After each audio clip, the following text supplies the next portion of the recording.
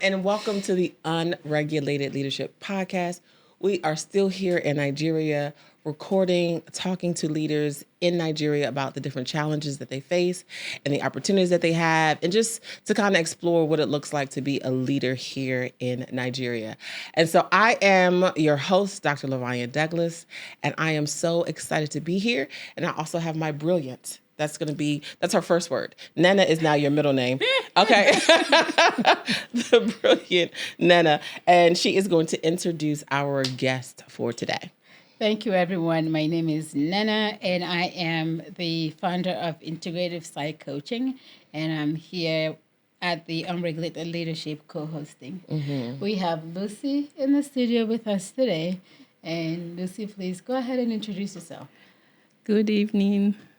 Good evening. Is it evening? I think it is. I don't know when they're going to be watching. They might be watching in the morning, but they'll know we did this in the evening. It's fine. Yeah, good evening. My name is Lucy. I'm the CEO of Lucy's Treats. We specialize in basically mainly cakes, but then we make other treats. Mm-hmm. So we're just a bakery. Mm-hmm. Yeah, we're just a bakery based in Abuja, Nigeria. Yes. So the question that I have for you is, how did you get started in the cake bakery business? Yeah. Uh-huh. Okay. I actually started off as a jeweler. I was a jeweler for 18 years. Mm-hmm. Well known in Abuja. I had my shop. I had a shop in a prime area in Abuja, but it got to a point where I knew that jewelry won't sustain with the way the economy was going. You know, jewelry is like luxury. It's like you can do without it. Yes.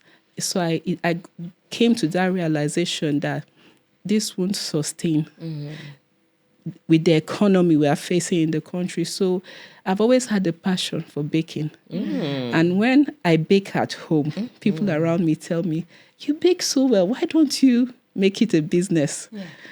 And I would be like, no, never, no. But then I sat down one day and I said, maybe I should really do a proper training as a baker. I baked for just about 6 years. Mm-hmm. About 6 years. So I did that. And when I finished the training and I started baking, I just found out that it was really my passion. Yes. And I fell in love with baking. So I put a stop to the jewelry business and I faced the baking squarely. Mm-hmm. That's what bettered my business, Lucy's Treats. And so far, we thank God. Oh, I love that. You speak to passion, and that's kind of some of the things that we've been talking about in all of our interviews, is when you're connected to your purpose and your passion, like you even though it's work, right? Nothing is just, not work, but you enjoy doing it. So you put your whole heart and soul into that because you actually enjoy it. Yes, I do. And so we're going to keep asking you questions, but we need your address because we're going on tour and we're going to come taste some of your cake before we leave. Yes. So yes. So, I mean, I love a CEO that's in business of making treats, making people feel good. Because, like you said, when you're in a business, being able to decipher what is a basic necessity, what's luxury, the leadership skills it takes to do that. Tell me, was that something you thought about one day, or did that happen based on the trends you were seeing and how the market was going, slowly reducing, and you thought, I need an escape plan? Yes. For 18 years, I used to travel a lot. I used to travel like 3 times a year. I used to go to China. I used to go to Dubai. I've been to Italy to sourcing jewelry. So I got to a point, my last trip to China, I got really exhausted. And I felt that I can't continue like this. And I actually told myself, I want a business that won't take me out of Nigeria again. I actually said that to myself. I was tired of it. I was tired of being in the air. And for someone that has survived a plane crash, I've been in a plane crash where 25 people died. And I was still flying like that. Wow. So it's like when I get into a plane, I'm like, oh, I didn't die that day, I won't die again. Yes. That was the way I felt. I had to psych myself up. Wow. So I was always in the air. Can you imagine the distance from here to China? Yeah. So I just got fed up. And I was like, I want a business that won't take me out of this country again. If I want to travel, maybe I'll be traveling because I want to fun. And it was quite difficult. You walk around trying to source things. So I think that was it for me. And when you're getting older, you know that when you come back on your knees, And you feel everything. then you just tell yourself, no, I'm no longer a spring chicken. Yeah. Wow. That was it for me. So as you begin to transition into having your own business, did you have people alongside of you, or did you start off by yourself? I actually started off by myself. Then I tried to have people. Okay. It didn't work Tell me about it. because I'm a perfectionist. Ooh. And believe me or not, every cake you see on my page, I made by myself. And Still? right till tomorrow. Wow. And right now, I'm working on my own again. Because I found that I have a distinct taste. My cake has a distinct taste, and most people know it. So when I try to have staff, you have calls like, Lucy, this is not your cake. They don't ask you, is it your cake? They'll say, you didn't make this cake. And I found myself explaining, and I found myself rebaking cakes for people. And I had to call my staff and I asked them, I said, what's the problem? They say, see, I'm using your recipe. Wow. I don't know what is going wrong. The love. So I had to just tell myself, for now, I'm still working on my own and doing my thing on my own. I used to have a shop. I used to have a bakery. But I found that in my house, I have an empty BQ. Okay. That was in April last year. I moved home. Yeah. For two reasons. First, my children were not seeing me. I was always in the bakery. I'll leave like 7.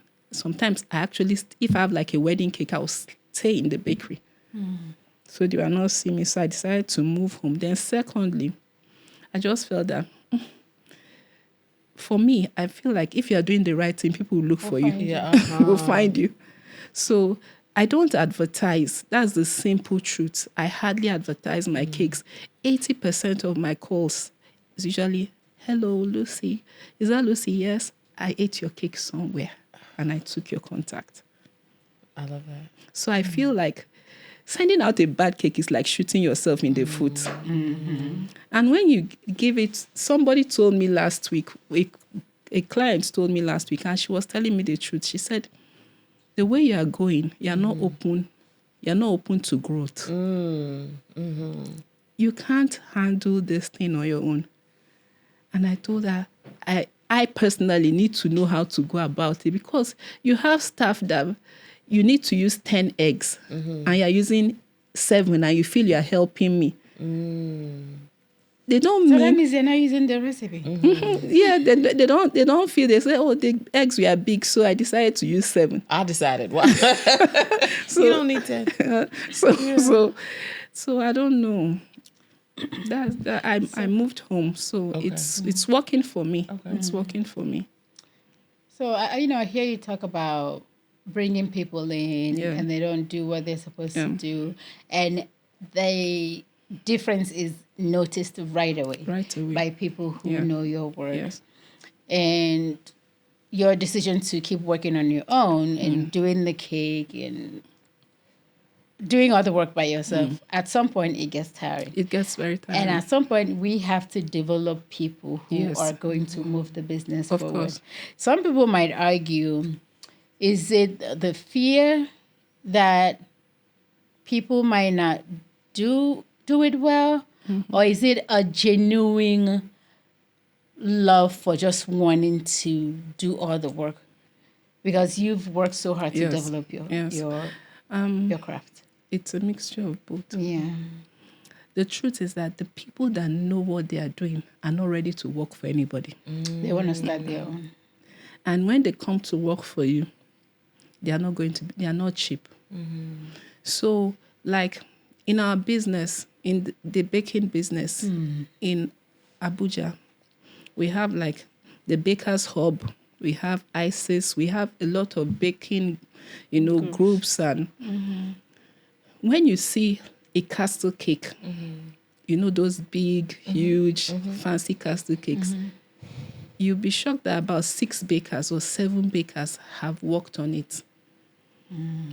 There's no kind of cake you bring to me now that I won't accept, but I won't work on it alone. We've created our cake groups to be like that. You just call who is free, and like 6 volunteers, 7 volunteers, and they come to your bakery and we all work together. Wow. So but we have one rule: you can't post it. You can't post my work, even if you worked with me. It's a rule in baking. You can't post my work. You have no right to even say I worked on this cake. You understand? So that's how we work. So you can just come with, you can even say a picture of a house, a cake of a house. And also we know people that specialize in different types. We know people that sculpt. We know people that do those different types of, like recently I had someone that was doing like she had this apartment. She was doing like the opening and she wanted a replica of the building. It's on my page. I didn't do that work. I only baked. Then the guy came in. But in Abuja, when you call his name, everybody knows that's his specialty. If you give him a simple round cake, he'll mess it up. I'm telling you. But when it comes to structural cakes, he can. Then we have the people that you just sit down now, they'll just do, a cake and it's exactly life size like you. We know them. Yes. And it will look exactly like, I can't do it. But we have a lot of, so it's easier for us to maneuver and work. I can say, okay, I'm working alone. But when I get stuck, there's collaboration. But then the cake inside, you are sure of what is inside. So and the design might be a lot of hands. A lot of hands, yes, we do that. Yeah, so on that note of how capital intensive it can be to be a business owner. Yes. Because to bring in people who are experts, who are going to help scale the business, that's expensive. That takes investment. No, of course, it's expensive. But as a leader, is there a point where you think this might be a worthy investment? I didn't get that question. So, say someone wants to come in and they charge, I'm just going to guess, 3 million a month. Yes. But then you've assessed their work and you say, okay, I'm trying to grow. This is my vision for the company. Yeah. This person's coming in, I can quantify their contribution to this amount. Yes. Is there a time where you would say, okay, that might be worth it to bring people in and trust that they can help move Lucy's Street forward? Yes, I've done that many times. Yes. So when you bring people in, what is your process in the interview process? How do you train them? Yeah. Okay. The people that come to work for me, no, they are seasoned bakers too. It doesn't mean you don't train them on procedures and protocols, like as a leader. What I do, if you go to my page, you see I do trainings. Okay. But people pay for me to. I do class. I have different classes. If you go to my page, you see I have online classes. I have the baking class. I have the beginners class. I train people, but I train on how to bake. Yes. What about leadership development? I think that's the difference here. Yes. We don't think about that part a lot. Because when you have 2 people in the studio or 3 people and they have clashing personalities, they could be the best bakers in the world. And I think sometimes the mistakes that leaders make, and they will say, oh, this person is a good coder. This person is a good decorator. It's okay if they're a shitty person. No. At some point, that will not fly anymore. No, it won't. Definitely not. So it's always important to take account of people's temperament, people's personality, team dynamic, who can work together well. Oh, definitely. Sometimes that's the difference. Yes, we've had a group, like, I think that was like last year. We were about 8 bakers. We came together and we said we were going to just come together and just create this masterpiece, and then to be a collab. We just Collaboration, bring it out as a collaboration of all of us. It never saw the light of day. And these are all business owners. All leaders in their own right. We had all our clashes. We had all our this one feels she knows better than this. So we never. didn't happen. No, it didn't happen. So if you think about your leadership style and how you show up Yes. as a leader, what would you say that your leadership style is?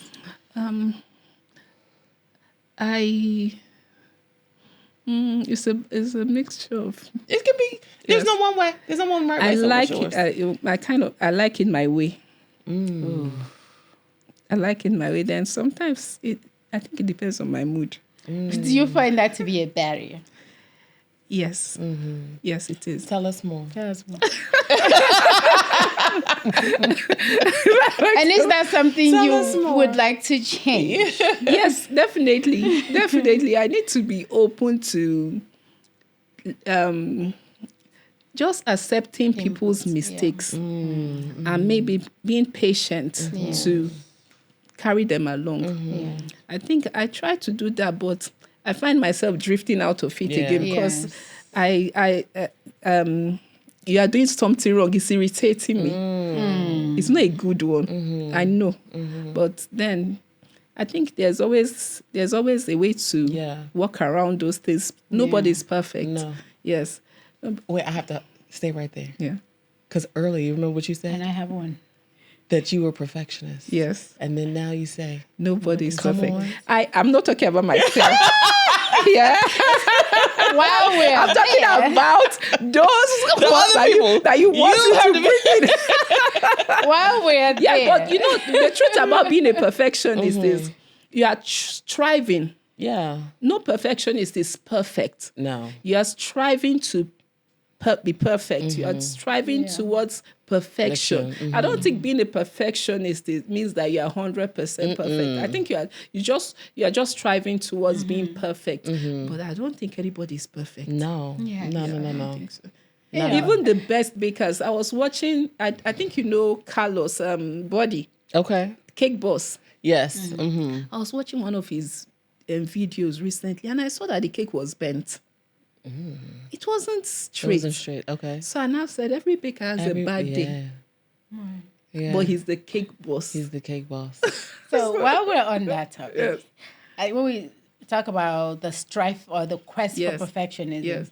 I always find out that there's usually a drive behind it, Yes, right? Say maybe, this is for instance, yes, a child was picked up interest in drawing. yeah, And they just love to doodle. And they create something and they bring it to a parent or an adult. The adult say, oh my God, this is wonderful. You know, but here's this, that you could try this. They would keep trying.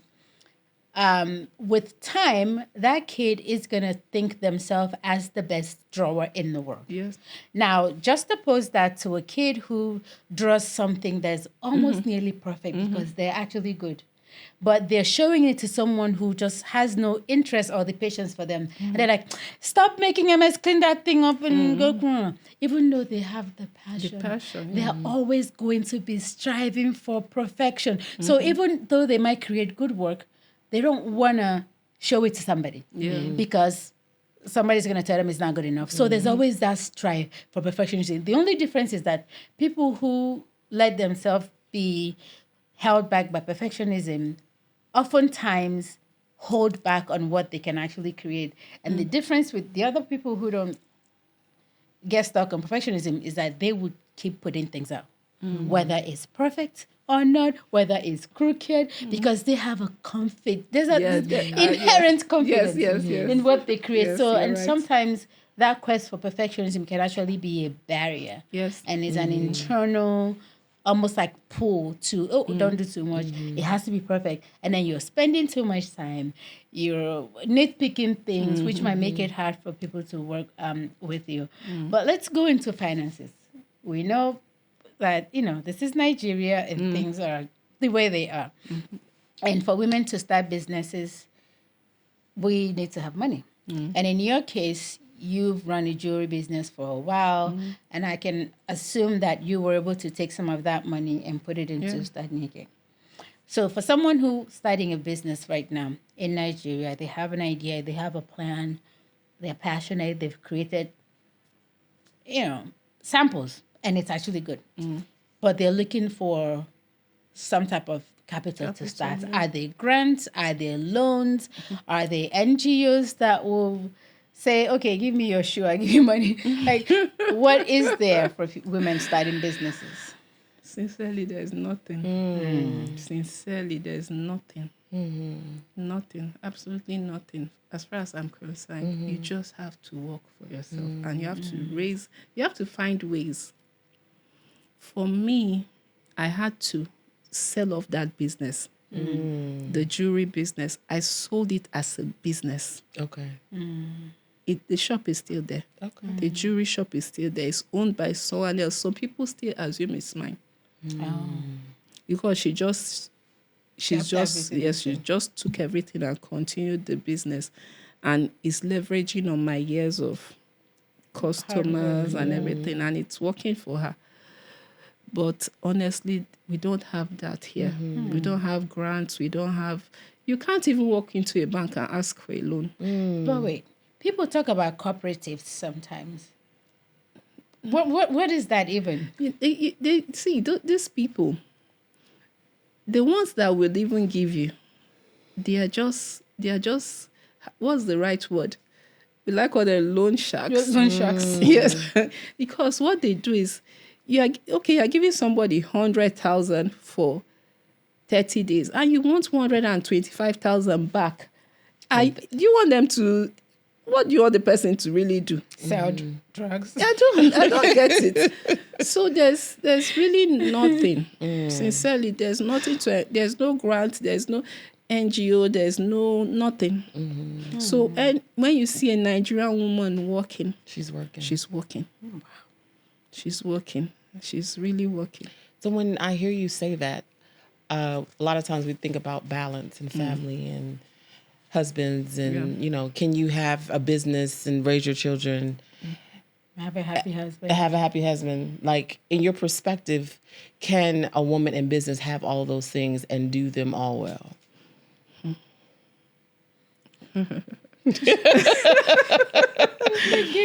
It's difficult. Yeah. Yes. Sincerely, it's very difficult. For me, it's difficult. For me, I'm a single mom. I'm a single mom. And the space, I have a son who he's in 300 level. I don't know if you get 300 in the university. Then my daughter is going into the university. Then I have a 9-year-old. That was one that made me come home. She was really missing out on, Having a mom there. It's Nigerian men. I don't think Nigerian men can really handle a woman that is not at their home. knees, At home, really doing I don't think. I don't know, but I've not seen. You haven't met one yourself? No, I'm not seen. As in, there has to be a balance. For someone like me that before I came home, I can go off by 6. And you won't see me till like 10 in the night. I'm working. For my husband, he was very understanding.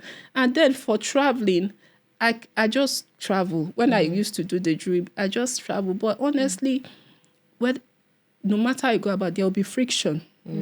Because the man doesn't want to feel neglected, or you are not taking care of the children, you are just after the business and everything. So I think for every businesswoman, I think there should be a balance. I don't know how you're going to balance it, but there has to be a balance. If not, it would come around to one aspect will suffer. That's what I think that's the right thing. So it's like really being intentional about how much time you spend with your children and how much time, like creating that schedule. How would one person It's balance? not that easy because in Nigeria, for us, it's a hustle. It's like the woman that is okay at home and her husband is just giving her money won't come out to do what I'm doing. Yeah. It's the simple truth. Wait. Yes. So what I'm hearing, Yes. if that man wants you to sit on his feet every Yes. day and serve him tea, Yes. he should make the provision for that. 100%. And most women will stay home. Trust Are you me. sure? Trust me. We have a lot of ambitious women. Very few. You heard It's it. hard to see a woman whose husband, I'm telling you, it's from my experience, whose husband is like saying, okay, every month I'll just give you like 10 million to take care of yourself, take care of the children, go Buy for food. summer vacation, do this. And she's up at 3 a.m. baking cakes to sell. It's not realistic. It's not, you know. heard it. She might be ambitious, but we're not crazy. Okay, maybe she wants to have that luxury shop where she just sits down and you're just working and she just like, hello. And you know, she doesn't want to get her hands dirty. Yeah. So when you see a real hustling woman, I'm telling you, there are nights when I have big jobs like desserts and things like. There are times I stay up 2 nights straight. I don't sleep. I'm not even joking. Wow. I won't sleep. 3 a.m., 4 a.m., 5 a.m. I won't sleep. So what I'm hearing is for a woman in Nigeria Yes. pursuing entrepreneurship, there is even an added layer of difficulty because in addition to finding the money, which no one gives you, you're also applying yourself as the person who does the work. So you're not just going to an organization and doing your 9 to 5 where they take care of everything, marketing, HR. You're it. You're You're it. HR. You're You're everything. marketing. You're baker. You hire. You train. And then you go home. You're mommy. Right? And then you're, in some cases, wife and has to cater to the husband. One thing I've heard over and over again is that oftentimes there's nothing to prepare a typical Nigerian man for when their wives start to ascend. Because when we look at it, when a man and a woman start life together and a man starts to go up there, he gets a promotion, he gets a job that takes him away from home, the wife already knows what to do. She's socialized, she's groomed to hold things together, take care of the home, take care of the house, make sure everything's okay, make sure his bags are packed, make sure he has everything he needs when he needs to go. But when they start to grow and is a woman who is ascending, nothing prepares the man to play that supportive role. And what I heard some of the people I've talked to say is that oftentimes when a woman starts to ascend, the first thing that tends to drop off is the man. And I don't know whether to laugh about that. I'm sorry. You were cracking up. It's funny. That tickled me because I grew up in a very traditional home where my dad was out, he was working, and my mom stayed home with the kids, 7 of us. That woman, we ran her we ran her crazy. And she would yell from morning to night. And at some point we had live-in help. I cannot imagine my dad doing that without like opening up a room and locking us all of us inside there and throwing toys in there. You know what I mean? Yeah. Like women just has the ability to do this thing. And oftentimes when a woman is not able to be in 2 places at a time and you cannot trust in the husband that you've created a family with to do that because he doesn't have the training one. He doesn't. He hasn't been told that that's his job. And he also might not even be supportive of the fact that you are sending. What other option do you have? Like, I think literally like you drop the dead weight because you're like, okay, I'm going to take the kids. I'm going to focus on my career.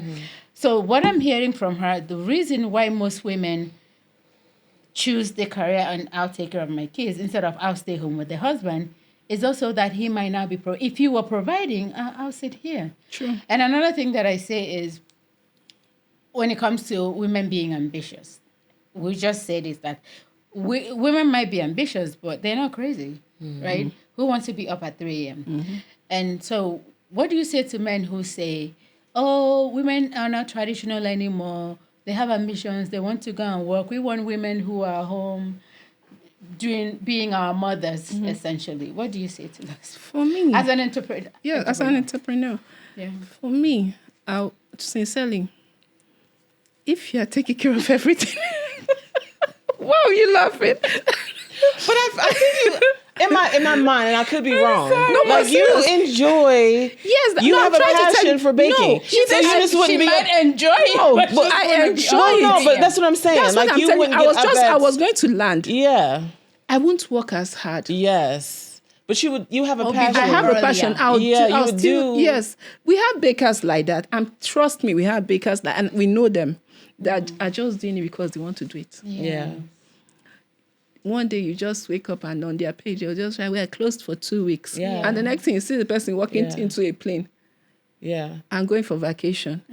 Because that's not That's their only not their sustainable. source. That's, Right. you That's- understand? They do, yes. But they have the passion, and that's Yes. where the passion comes in. They just love it. It's therapeutic for them. They like to bake and everything. But sincerely, they are two different Yeah, things. yeah, When you, yeah. that's why I said when you are hustling Yeah. and when you are just following Doing it for fun. for fun, Yeah. the two get it's different different. things. Yes. Yeah. So if he's doing everything, You're supposed to do. Yeah. I know even from my page, you know that I'm just doing this one just to play. But you're not serious. No, serious. It's true. Yeah. It's the bitter truth. You Yeah. just know that we know them. We just say this one.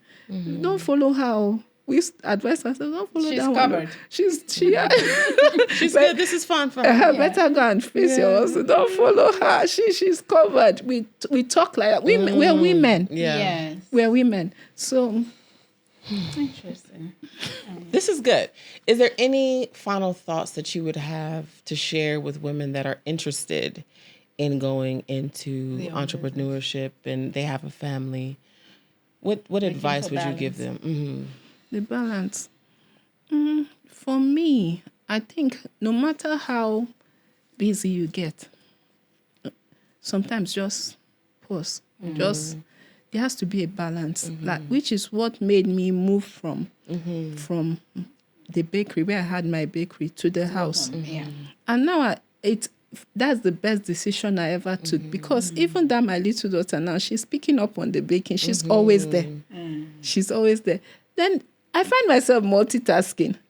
I'm Right. baking. I have cakes in the oven. I'm cooking. Yeah. I have clothes in the washing machine. So that's the balance for me. That was my own Yeah. balance. Yeah. That was my own balance because I said find a balance. That was mine. The Yeah. ability to work from Yes, home. the ability to go back home. And some people were like, they'll say, oh, she went broke. She couldn't pay her rent. But the house is costing me more money than where I was. So it's fine. Just find a balance. Yeah. Tell yourself the truth. Yes. Don't just sit and see things crumbling around you and all you're after is just, oh no, let's Let's just keep going. just keep going. Yeah. That's I my love that. yeah. One of the things, this podcast is called Unregulated Leadership. Yeah. And you describe one of the characteristics is self-reflection Yeah. and being able to be authentic and self-reflect for yourself. Yeah. Because people might have preconceived notions of why you did what you did, but you know for yourself why you did it, for your family and for your children. And so you have comfort in that. You have peace with that. So it really doesn't matter what other people think. Yeah, no. And so some of the other characteristics when we think about unregulated leadership is dynamic, right? The fact that you were able to have a thriving business, but then make that transition. I'm sure that wasn't easy and all the things that kind of went into that. Yeah. And so if you think about what an unregulated leader is, what does that look like for you? Why do you feel like you are an unregulated leader?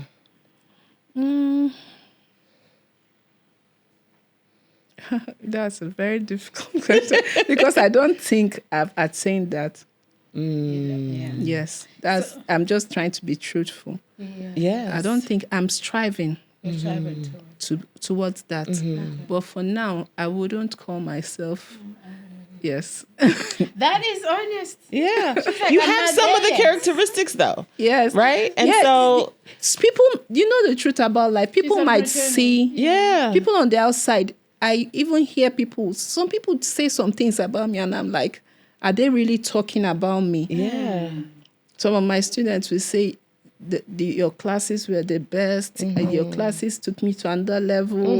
And, I'm like, Sometimes people see things in you Yes. that you don't see in Yes. yourself. And Yes. sometimes they have to tell you yes. who you are Yes. because of the impact that you're making. And that's Yeah. what true leadership is about. That's what leadership is about.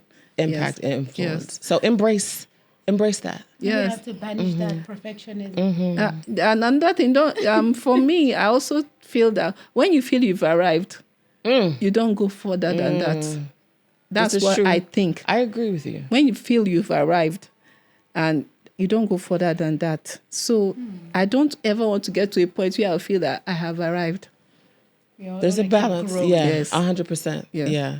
But still accept the compliments as you continue to grow. Yes. Because you have to know, and sit in the fact that you are a true leader that's having Yes. influence and Yes. impact. But there's always room for growth. There is. So, Yes, yeah, exactly. I Yes. agree with you. Yes. Yeah. There's always room for growth. So we have this Yeah, pledge that we like to do at the end of each episode. Yes. So we just like to, I guess, to live with a mantra Yeah. that if we're trying to improve, like you said, you're trying to grow, you can say, I will be an unregulated leader. And that just looks something like a leader who doesn't follow the crowd, who disrupts the status quo, Yeah. who knows what works for them and pursues that with passion. So we're going to have you do a pledge.